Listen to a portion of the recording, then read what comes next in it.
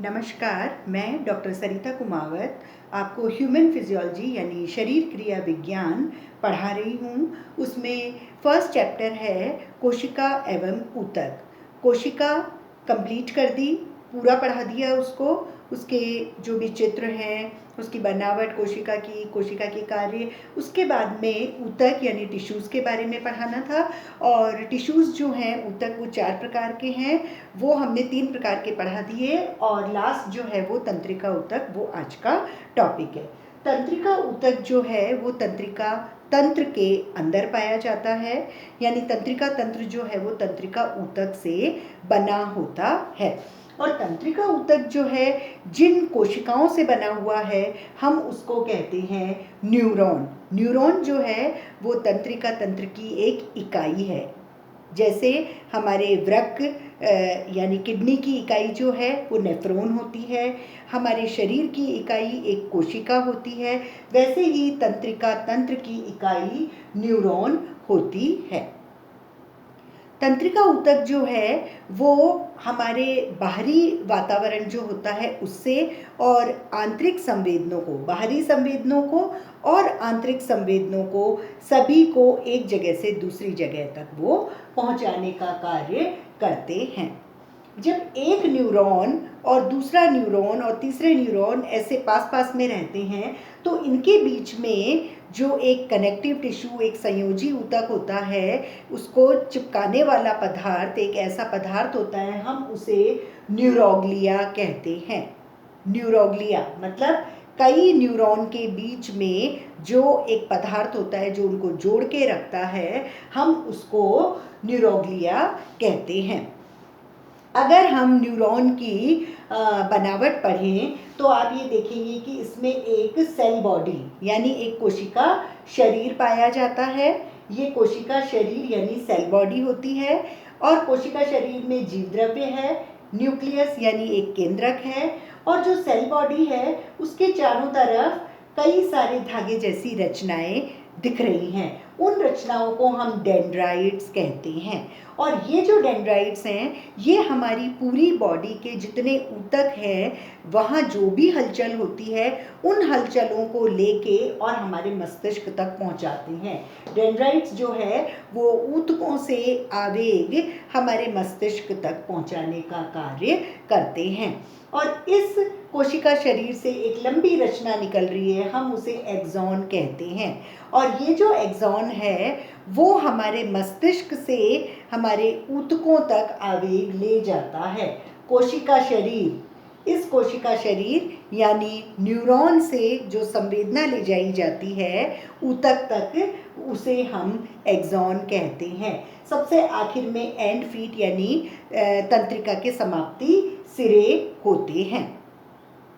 इसका मतलब ये है कि अगर हम एक एग्जाम्पल से इसको समझना चाहें कि जो डेंड्राइट्स है वो क्या काम करते हैं।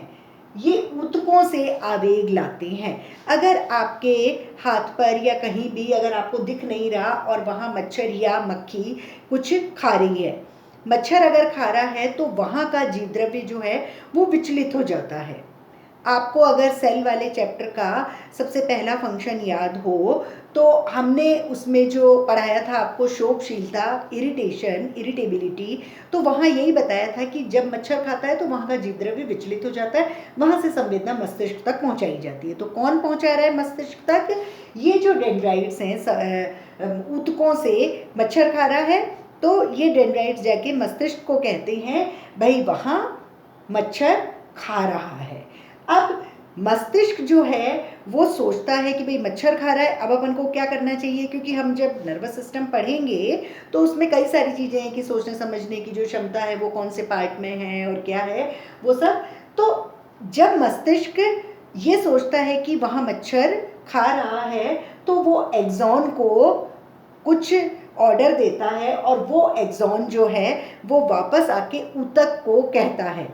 मतलब अब ऊतक को क्या कहेगा, यहाँ अगर मच्छर खा रहा है तो एक्सॉन आके इस हाथ को कहेगा कि तपाक से वहाँ मारो और वो मच्छर मर जाएगा, या तो आप हिलो या तो वहाँ कुचर मचाओ, मतलब कुछ भी करो, वो सब जो है वो तंत्रिका ऊतक में जो तंत्रिका सेल यानी जो तंत्रिका कोशिका होती है न्यूरॉन, उसी के द्वारा सब किए जाते हैं। डेंड्राइट्स जो है वो ऊतकों से सारे आवेग लाते हैं और मस्तिष्क को कहते हैं कि ये सब हो रहा है, और फिर मस्तिष्क से जो आवेग ऊतकों तक जाते हैं उनको हम एक्सॉन कहते हैं।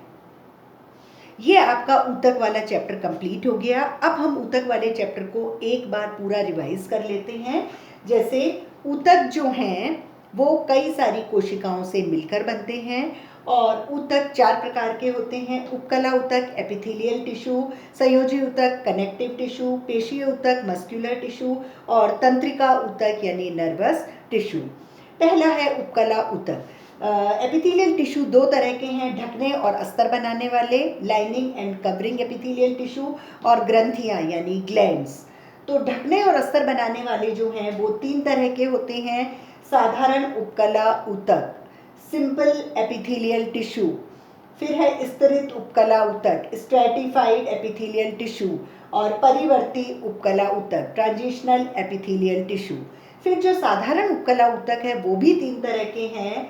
साधारण शल्की उपकला ऊतक, सिंपल पेवमेंट एपिथेलियल टिश्यू, साधारण घनाकार उपकला ऊतक, सिंपल क्यूबॉइडल एपिथेलियल टिश्यू, साधारण स्तंभाकार उपकला ऊतक, सिंपल कॉलमनर एपिथेलियल टिश्यू।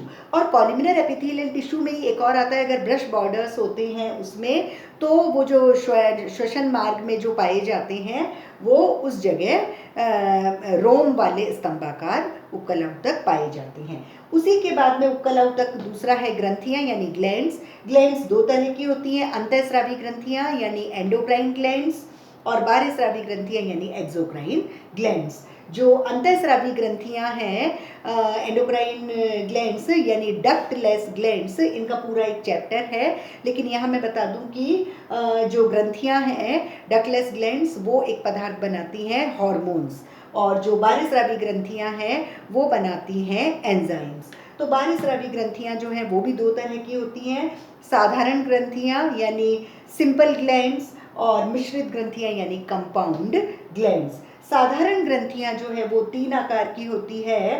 साधारण नली आकार की ग्रंथियां सिंपल ट्यूबुलर ग्लैंड्स, साधारण कुंडली आकार की ग्रंथियां सिंपल कॉइल्ड ग्लैंड्स, साधारण थैलीनुमा ग्रंथियां सिंपल सर्क्यूलर ग्लैंड्स। फिर जो मिश्रित ग्रंथियां हैं कंपाउंड ग्लैंड्स, वो भी 2 तरह की हैं। मिश्रित नली आकार की ग्रंथियां कंपाउंड ट्यूबुलर ग्लैंड्स, और मिश्रित थैलीनुमा ग्रंथियां यानी कंपाउंड सर्क्यूलर ग्लैंड्स। ये सारा जो है वो उपकला ऊतक के बारे में वर्गीकरण यानी क्लासिफिकेशन था। दूसरा है संयोजी ऊतक कनेक्टिव टिश्यू।